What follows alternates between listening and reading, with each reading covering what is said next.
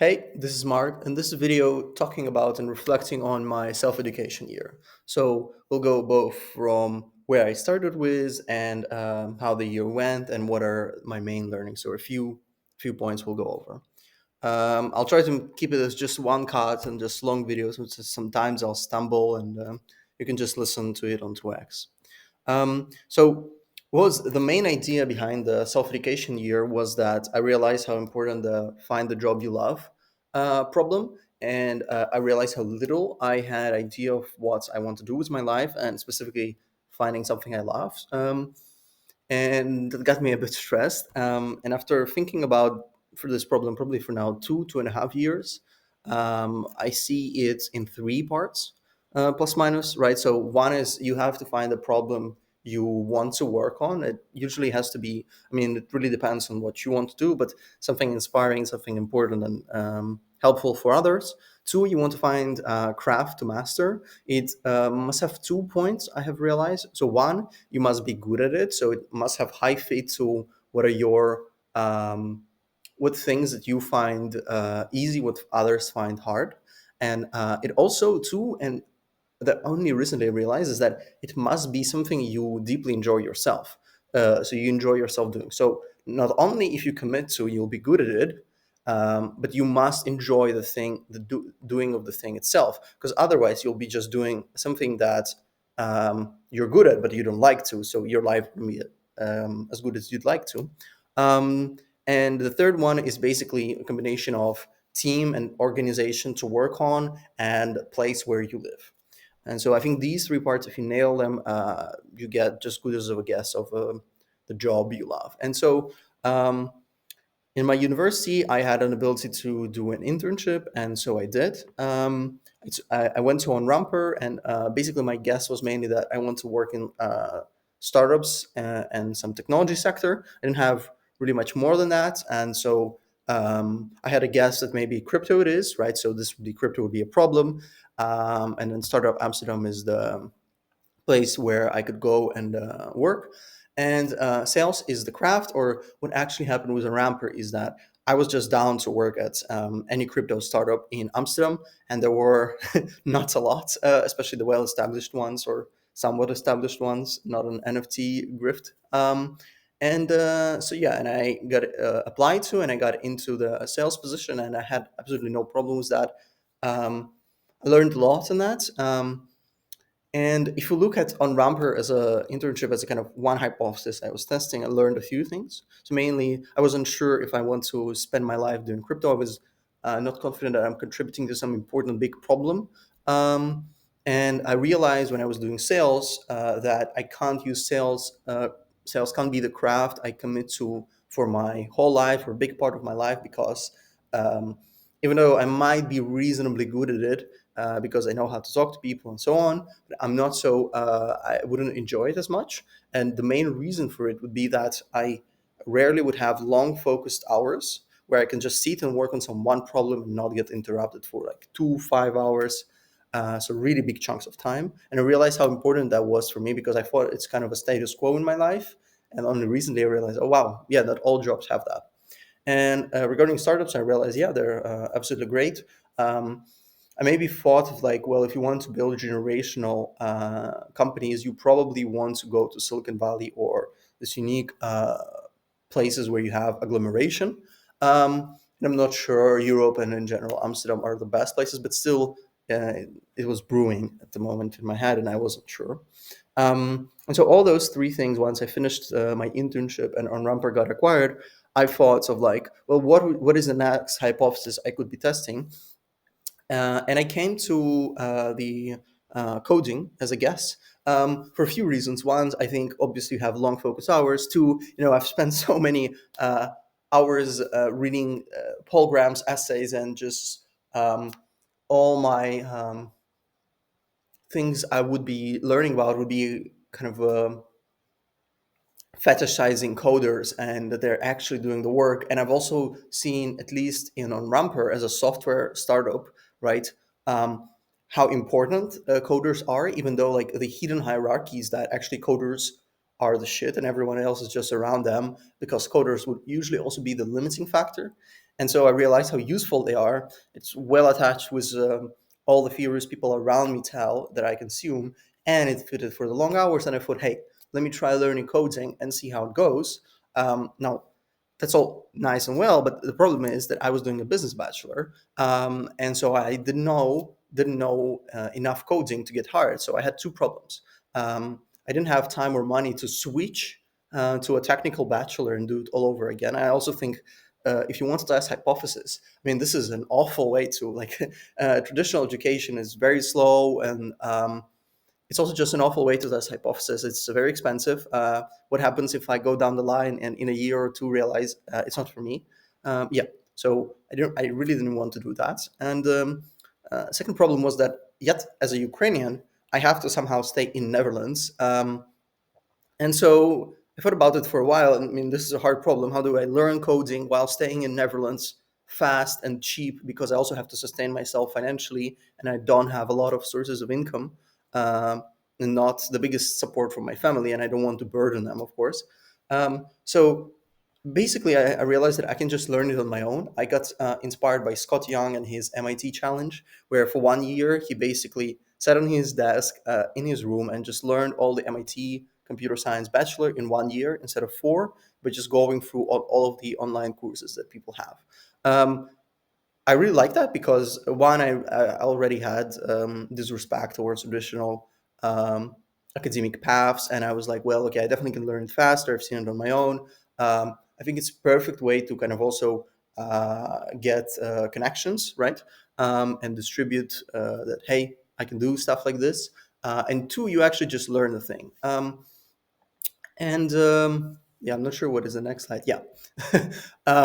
So I decided, okay, let's learn it on my own. But I realized that maybe doing MIT bachelor from start to finish is not the best way to go about it if you want to learn coding, because there's a lot of technical, abstract things which are not related to actually coding. And so I decided to take a year off from. Oh yeah. Well, I didn't explain. Yeah. So basically I was like, okay, I had my last year of bachelor, and I had just one semester left, and I did, the internship, and now just one semester left, clean one semester. And I realized that I can learn it on my own, and I can take a year off, where I would basically be enrolled in the university and pay for the tuition, but I won't do any of the courses, so I'll have fully free time. And I, of course, prolonged my visa for that, and basically I pay, a few thousand euros to stay in Netherlands and use the library, which is a great deal because my library has sometimes two screens. I mean, this is amazing.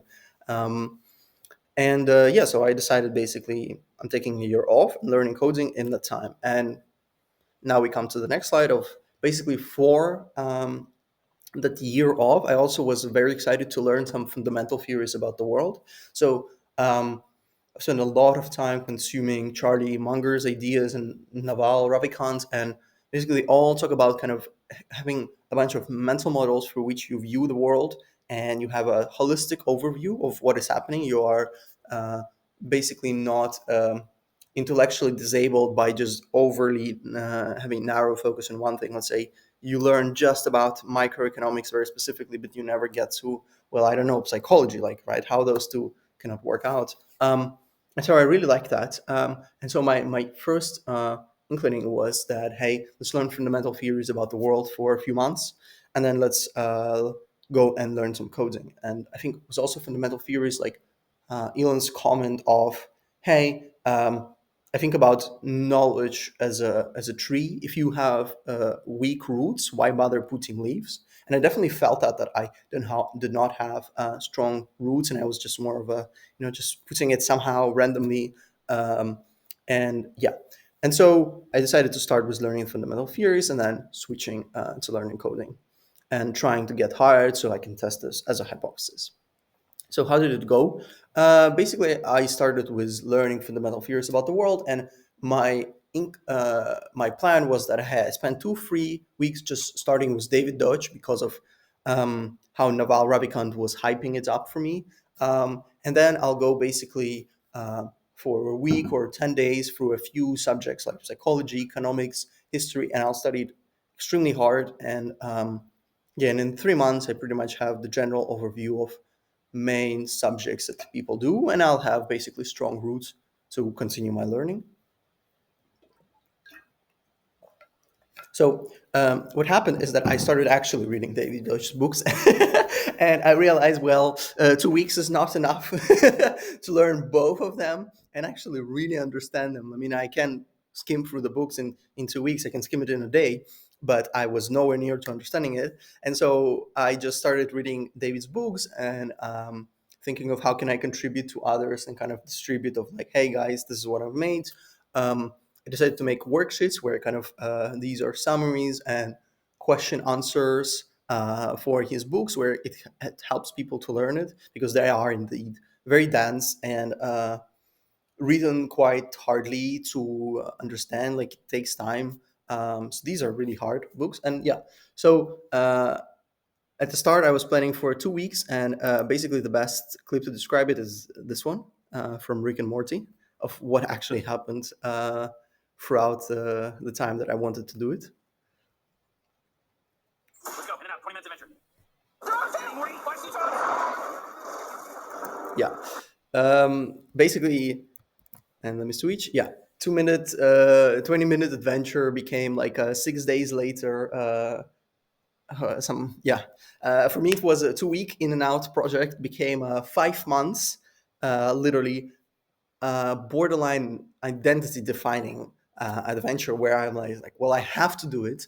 And you can understand how important it became after 5 months, and I think I definitely prolonged it for 5 months. I could have done it probably in 4,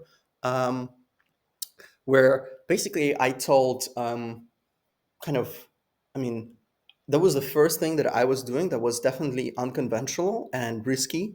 And I was definitely taking of like, well, I'm betting on myself that I can do it. So once my internship at Unrumper finished, they offered me a job. And so I have to explain to my parents why, even while you study at university, it is better to go on and take a year off and learn about some random quantum physicist and what they have to say, rather than go on an actual job in a high potential startup and actually get money, get real work. And then I had to explain to all of my friends who the fuck David something is, and why that is a good use of my time. And all of that, right? So you go really against the flow, and you also, like, these 5 months were the hardest I've been working in my life so far. And I mean, yeah, this became quite an identity defining project, because I was like, well, I did something risky, and I either succeeded it or I do not, and it kind of would like define who I am. But of course, looking back on it, it's not so bad if I don't. But again, in the moment, it really is, and you really anxious and really stressed out about it. And maybe because you are stressed out about it, it actually works out. And so what happened was that I finished doing the worksheets for both of the books, with the chapters and so on. It took me a while, and I spent actually a lot of time kind of postponing publishing them, because I've spent so much time on this thing, like literally thousands of hours, probably like 1,000 hours of actual work, maybe like 800 hours. Um, that yeah, the feedback receiving would be so grueling, because let's say light is out. Let's say I send it out and I don't get any feedback. I mean, like, oh wow, like, was the thing I was doing for 4 months for nothing? So I was really postponing it, and I wanted to send it while when I get a bit better at coding. Um, but basically, what happened is that I did a podcast about my journey with my friend Elias, going through the main ideas and so on. And we basically posted it and forgot about it. We didn't distribute it or anything. And basically, I wake up one day and I just check the video, and I see the comment of like, "Hey guys, congrats on being mentioned by David himself." And I'm like, well, I don't trust YouTube comments, as no reasonable person should. So I was like, well, okay, whatever. I go to David's Twitter and I check it. I'm like, see, wow, he actually reposted our podcast and said nice things about it without us doing any work, because we just published it on YouTube. I literally forgot about it and was focusing on my coding learning. Um, and yeah, and to explain how I felt in that moment is Yeah, basically, Mark Andreessen has that saying that founders feel either bliss or terror. Um, I think that's exactly how I was feeling. Basically, I would either feel extremely anxious and terrorized by the idea that I can receive feedback on something, on the little baby I was working on, and got so caught up in my identity. But then, when I received a positive feedback, it was absolute fucking bliss, right? There was no, it was absolute bliss. I felt amazing. Um, and yeah, it's kind of like overnight success, because you basically, it was luck. Indeed, we didn't distribute it. I haven't published the worksheets yet. I just recorded the podcast talking about the main ideas of David. And he just somehow found or came across the podcast and reposted it. So the 5 months kind of became an overnight success. Indeed, it only took 5 months and like 800 or 1,000 of hours of work to get to it. Um, and yeah, also I found that to be quite interesting. And yeah, he posted about the website. He reposted the the podcast, and of course, I was blissful. And then I took my shit together, quickly finalized the worksheets, and recorded the podcast of kind of going through them a bit more. And I published it, and once again, I received a positive feedback from him and a few other people. Within the industry. And I think that is one of the main learnings of doing the David Deutsch worksheets, is that basically you want to do ambitious stuff and then share it online. And that's one of the most powerful ways to work. And it doesn't matter how little or fringe the topic is because internet is so big. You will always find some people that resonate with you, and they'll always reply to you back.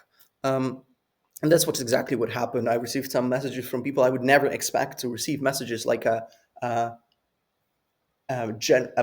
past general, previously a general manager in an NBA team, right? Like that is how, how do those two correlate? And I would never be able to find, people like this and then send them messages on their own. So it has to be coming from them, noticing my work, and then reaching out. And yeah, I think this is one of the most powerful ways to work, and really a big learning I took away because I've seen it with my own eyes before. And so I finished the David Deutsch worksheets, and then actually the time came for learning the coding, or specifically became a web development. Let me take a sip.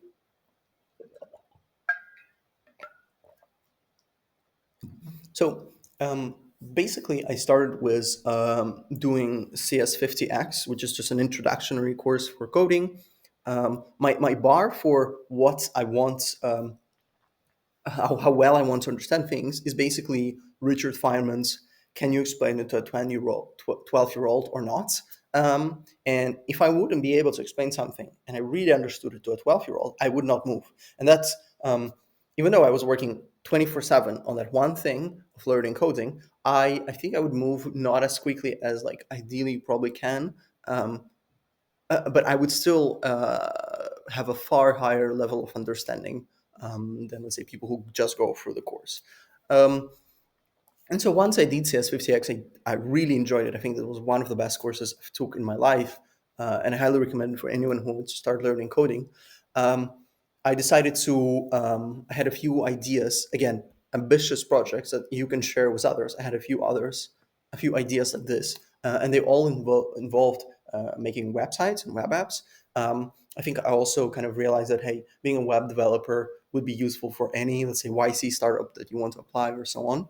And since I like startups, their web developers are definitely always useful.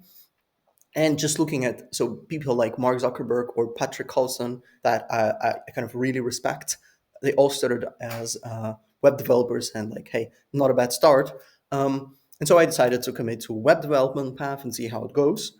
And so I did CS50 Web, which is also a good course, not maybe as great as CS50X, but it's still great. And then I realized that, hey, I finished those courses, yet my knowledge of the thing is still quite primitive. I still can't do really I'm not at the frontier of knowledge where people actually get hired. And basically, the realization was that the Scott Young thing of doing Ivy League courses is nice indeed. But if you want to get hired and if you want to learn the skills that actually are used on the job, you have to go to Udemy in case of web development, let's say. Um, So Ivy League courses are nice to start, but Udemy is the real shit where you get stuff done. And so to Udemy, I went. I did two courses with Jonas Schmedman, I think his name is. I think he's basically a leading teacher of web development on Udemy, and his courses are amazing. I did one on HTML and CSS, and I really understood everything that is happening in the browser and how HTML, how CSS works, padding, margins, DOM, and so on. And the second one, of course, then you go on and you want to manipulate the DOM and do some more complex stuff, make interactive websites. I learned his JavaScript course, where basically he goes through all of the JavaScript concepts, explaining it from the ground up. How the, let's say, I really understand how, let's say, the V8 engine works. I really understand what. Oh boy, now it's been a while. uh, I think it's browser browser engine, but there is also there is V8 engine. There is non-asynchronous stack or queue, non-asynchronous queue, and web APIs and CSS++ bindings. Well, yeah, I don't remember the names now, but basically I understood all the structure of how JavaScript is actually ran on the computer and in the browser, how it actually works, what is you see, now I need to remind myself because I didn't do it well. Yeah, I reasonably well understood JavaScript, let's say, and I was able by the end of it to actually make a basic web apps. So nothing extremely fancy that gets you hired, but like it is a full stack web app that uses JavaScript, HTML, CSS, and so on. So when I look back on those, basically it took me 7 months, and I finished it recently, let's say February 5th. When I look back on it, it's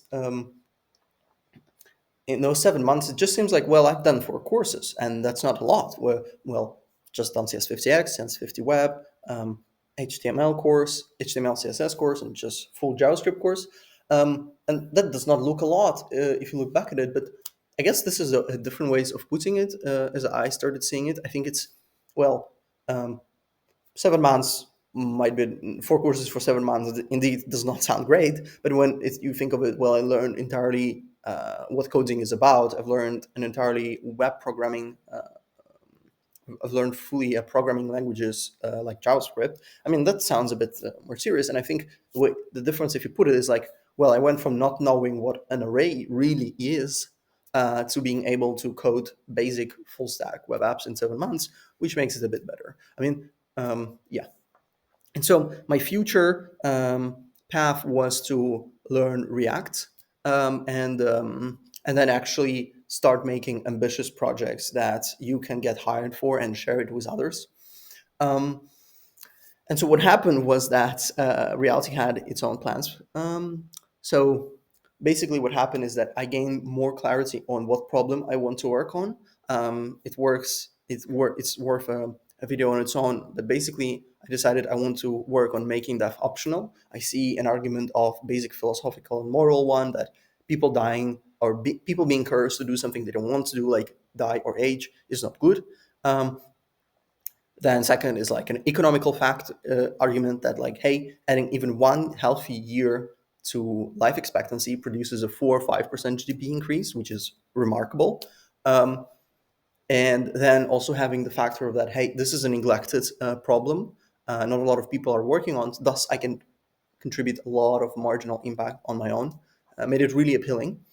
And so I actually, if we come back to the finding the job you love, is basically problem to work on is huge part of it, and I finally gained clarity on it in this year, even though I did not explicitly work on it, which is of course interesting. Yeah, let me.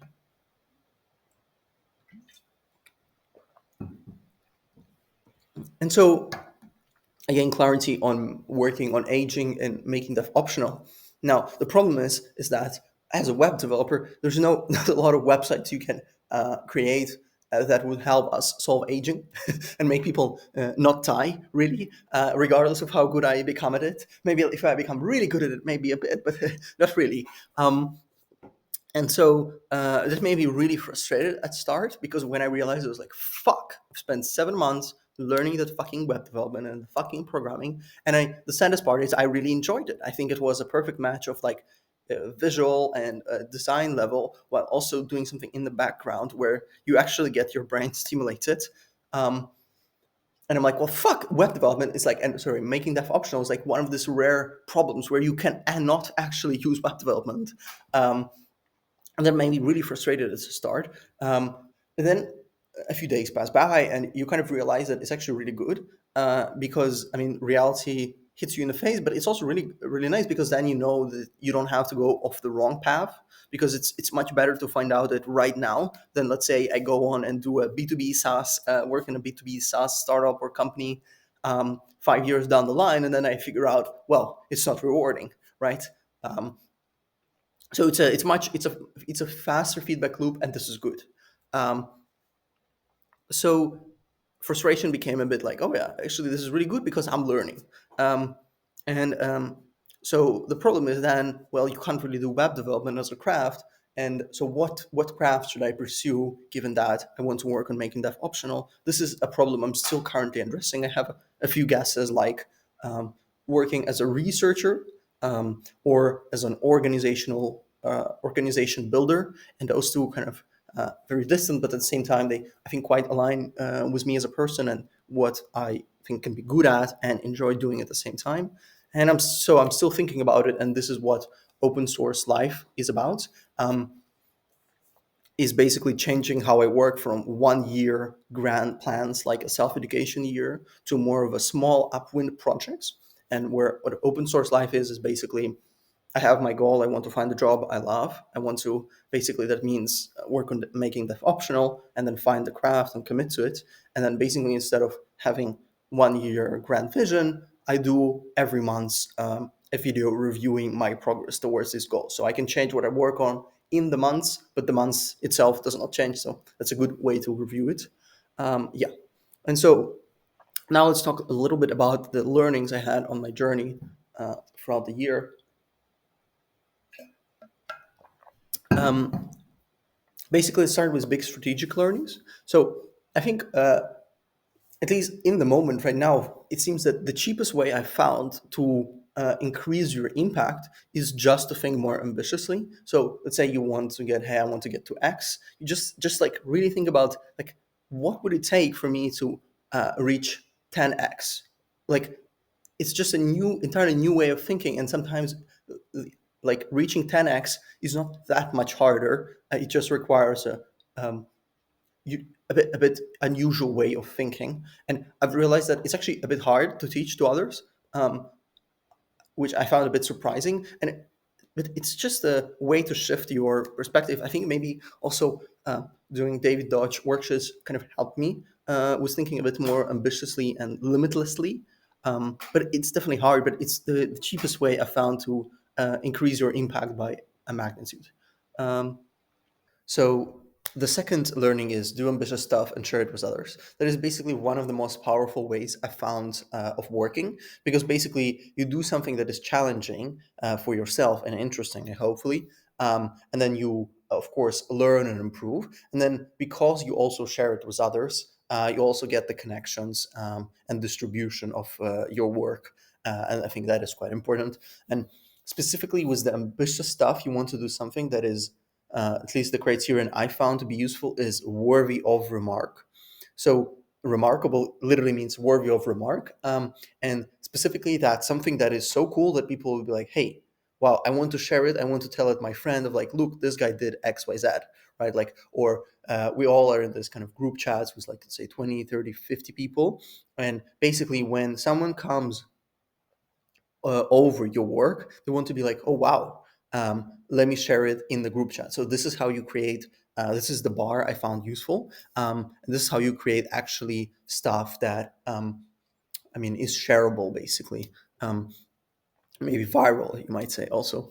Um, And yeah, if at the start of a year, the interesting question with that approach is, well, sometimes you just have to get to the frontier of knowledge of something, and then you can make those projects. And sometimes, I mean, um, do you share your journey while you are getting to the frontier of knowledge, or after, when you're doing the projects? And so basically an example can be web development, right? So at the start, you are not at the frontier of web development knowledge. You barely know how coding works, and as you learn it, you eventually get to it. Let's say you know React and you actually can get hired as a web developer. Now, do you do some ambitious way of learning and then share it, or do you just you get to the frontier and then you just share it? And we had a conversation with my friend, and it's hard to tell. If at the start of the year, I would definitely tell, just learn it the most ambitious way, and also share it while you're learning, so because you're getting the distribution all the way. Now I think sometimes it's better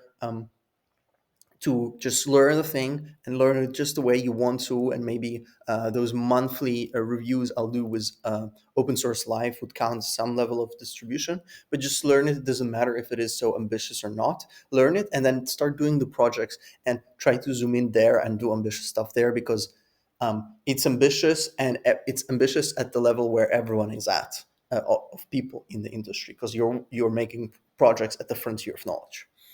The third learning, one of the most important one, is basically work only on bottlenecks. Yeah, the idea of bottlenecks came throughout this year, and it has been, I think, one of the most impactful ideas I had. Even while taking into consideration, I've learned about David Deutsch and so on. Maybe it only comes close on par with problems and solutions framework. So basically, you want to work only on bottlenecks, and bottlenecks is basically a rate limiting factor. So let's say you have a manufacturing of cars, and you have three machines, and basically one produces 100 cars an hour, the other one 20, and the third one 3. You never should work on any of the first two. You always should only work on the third one. And once you get the third one to the 20, then you can work on either of the two. So like, any work you spend on the first two is wasted. Any work not spent on the third one is wasted. So like, that is the best criterion I found for how to choose what to work on, and how to focus.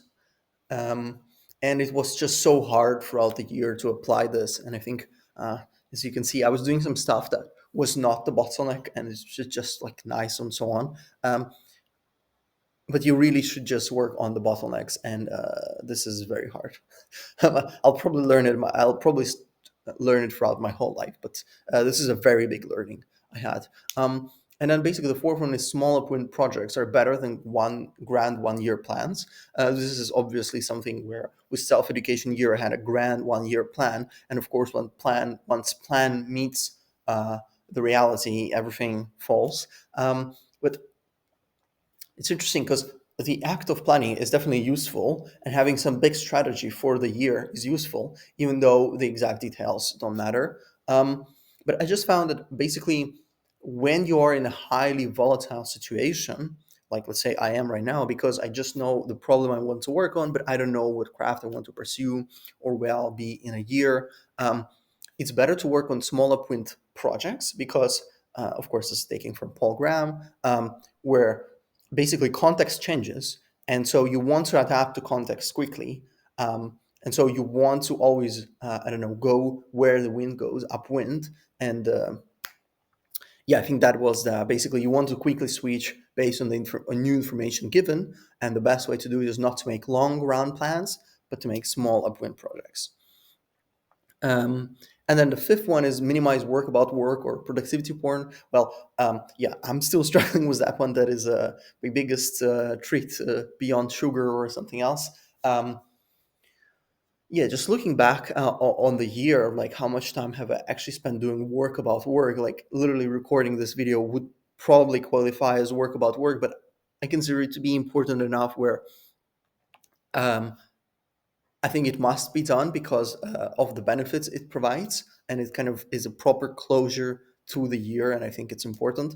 Um, but yeah, work about work can be, I don't know, just thinking of some productivity new system and so on. And with the year going now forward, uh, I'll be way more ruthless about it, and um, really make sure I work only on the bottlenecks and not touch all the productivity porn. And because it indeed slows you down. Because I think one of the reasons why, let's say in my web development path, maybe I've done only 4 courses and not a bit more, might be because I've spent quite some time on productivity porn here and there. Like it takes a few weeks there, a few weeks here. And I mean, boy, like this is a month spent on just productivity porn. And that's definitely not good. And looking forward, way more ruthless about it, even though I've indeed got a lot of useful stuff from, let's say, clarifying what are the life goals I want to have, or what is my life philosophy of like being similar to optimistic nihilism was really helpful, at least for me.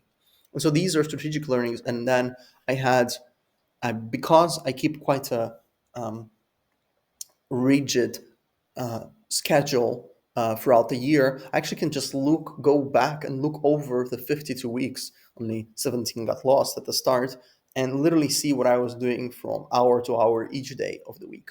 And so that was remarkably useful for me, because then I can see what were the repeating mistakes that uh, I was doing that I do not want to do. And I'm definitely going to do it more looking backwards, and not every year, because that's a slow feedback loop, and maybe like every month or every 2 months, just making sure that the way I spend time, that I spend my time the way I wanted to spend the most.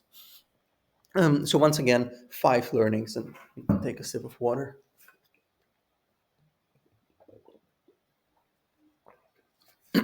So learning one was, I've spent a lot of time, or mistake, a lot of time with misaligned people, which basically means just the people I was spending time with were not aligned with what I want to do with my life or the way I want to live it. And so this would kind of, neither let's say me or them are bad or wrong, but it's just that we don't match in the things we want, and thus um, the relationship wouldn't be so meaningful and deep and rewarding for both of them. And I think many of the times I was doing it because um, I was not exactly sure. In I was not. I kind of know what I want, right? But I wasn't um, confident, very confident in those things that I want, and just therefore sometimes going against the flow. And because hey, I really want that, you have the confidence to go against the flow. And since I wasn't really confident, I would sometimes just go with the flow because that is the easiest and the safest option.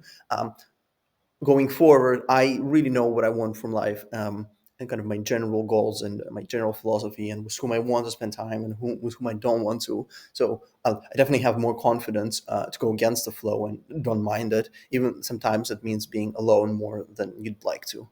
Um, and then a lot of time on movies. That is a small one, but indeed. And I think like just going over the, let's say, binge watching YouTube, long dinners, and a lot of time in movies is all the ways to um, basically numb away and escape life, where you're not embracing it and living it actively.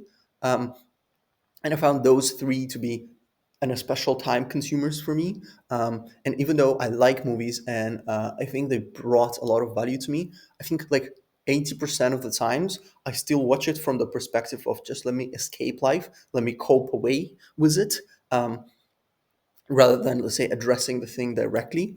Um, and those 80% of the times I watch movies are bad, and I want to cut them, because I don't want to escape away or numb away my life. I want to embrace it and live it actively. And those 20%, those I want to keep, where those experiences are really impactful and useful for me, and in every positive way. So binge watching YouTube, and especially, let's say, watching something before going to sleep, I mean, this is the biggest habit I have, like out of many, is that like before going to sleep, I must watch something. And I think it was going since literally 12, 11, and it's obviously ease a way again to escape life and numb away it. Um, Recently, for the past months and a half, I've been better with that. And basically, I want to keep on going, continue that, and being way more ruthless on things of where I notice myself escaping or trying to numb away, cope away something. Even that can be like a small thing like a coffee or drinking water. as just a way to not do the thing that you actually want to do the most. And yeah, I think this is one of the main learnings of maybe self improvement. Of, well, am I doing something that is coping away and escaping the life and numbing it, or am I actually actively embracing it? Long dinners basically hold the same. I eat once a day, and I would have long dinners, let's say 2 3 hours, where I would eat and watch something, and again, it's just to prolong and escape something else. And too much time on productivity porn. Well discussed before, but yeah, um, I think it's again one another way to escape and numb away the life. Um, and when you really know what you want and you're really aligned with that, you don't need that because you're not escaping away anything. You just want to get done with the thing you actually want to do. And I think that is recently what I found, and it's been deeply rewarding. And yeah, um, and so finishing up, yeah, the learnings, the future holds basically. I want to work on making that optional. And yes, I have to now find what the craft is, and I'm going to test out the hypothesis, and I'm doing that in my open source life project. And yeah, this year finally kind of closing, I guess. I mean, yeah, it's been. Um, oh boy, I can actually show how long has it been. Uh, long hours.